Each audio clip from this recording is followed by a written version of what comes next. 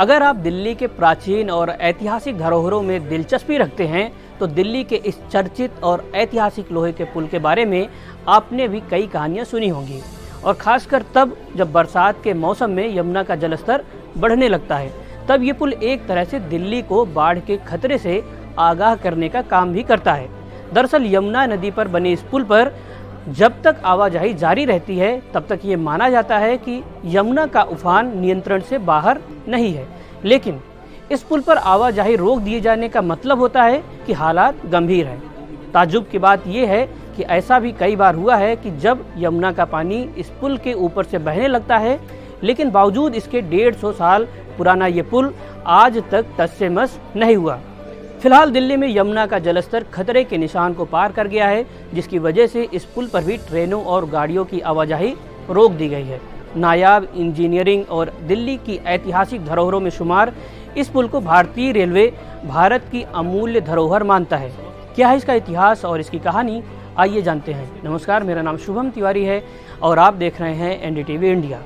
150 साल पुराना पुल क्यों 249 के नाम से फेमस है? यमुना नदी पर बने करीब 150 साल पुराने इस पुल को पुल संख्या 249 के नाम से जाना जाता है। अंग्रेजों ने 1863 में इसे बनवाना शुरू किया था और इसका निर्माण कार्य साल 1866 में पूरा हुआ। इस पुल को बनाने में तकरीबन 3500 टन लोहे का इस्तेमाल किया गया है। यही वजह है कि ये पुल आज भी पूरी मजबूती के साथ खड़ा है। इसकी सबसे बड़ी खासियत ये है कि ये डबल डेकर है। इसके ऊपर से ट्रेनें गुजरती हैं और नीचे से सड़क यातायात का संचालन होता है। ऊपरी हिस्से में 2 लेन वाली रेलवे लाइन है जो पुरानी दिल्ली रेलवे स्टेशन को शाहदरा से जोड़ती है, जबकि निचले वाले हिस्से में वाहन चलते हैं। क्यों है खास दिल्ली का ये पुराना पुल? दिल्ली का ये पुल भारत के सबसे लंबे और पुराने पुलों में से एक है। इसकी कुल लंबाई 2640 फीट है।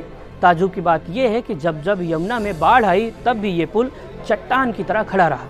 बाढ़ के समय इसे केवल यातायात के लिए बंद किया गया, लेकिन इसकी संरचना पर कभी कोई असर नहीं पड़ा। यही वजह है कि भारतीय रेलवे के विशेषज्ञों ने इसे भारत की अमूल्य धरोहर करार किया है। क्यों किया गया इस पुल का निर्माण? इस पुल का निर्माण अंग्रेजों ने कोलकाता और दिल्ली को जोड़ने के उद्देश्य से किया था। भारत में पहली ट्रेन चलने के बाद रेलवे का विस्तार तेजी से किया जा रहा था और दिल्ली को कोलकाता से जोड़ने के लिए यमुना पर पुल बनाना जरूरी हो गया था। हालांकि शुरुआत में इस पुल पर केवल एक रेलवे लाइन थी, लेकिन 1913 में दूसरी लाइन भी जोड़ दी गई। पुल के दोनों छोर पर सुरक्षा के लिए एक कमरा भी बनाया गया, जिसमें एक सुरक्षाकर्मी तैनात रहता था। वो खिड़की से पुल पर आने जाने वाले वाहनों पर नजर रखता था। आज भी ये कमरा और खिड़कियां पुल के अंदर से देखी जा सकती हैं। 1867 में इस पुल को आम जनता के लिए खोला गया। ये पुल भारत में रेलवे विस्तार की एक महत्वपूर्ण कड़ी बना। शुरुआत में ये पुल एकल रेलवे लाइन के लिए बनाया गया था, लेकिन 1913 में इसे दोहरी लाइन में बदल दिया गया, जबकि 1930 में इसके नीचे सड़क मार्ग को चौड़ा किया गया ताकि सड़क यातायात भी सुगमता से चल सके। ये पुल भाप इंजन से लेकर इलेक्ट्रिक इंजन तक के युग का गवाह रहा है।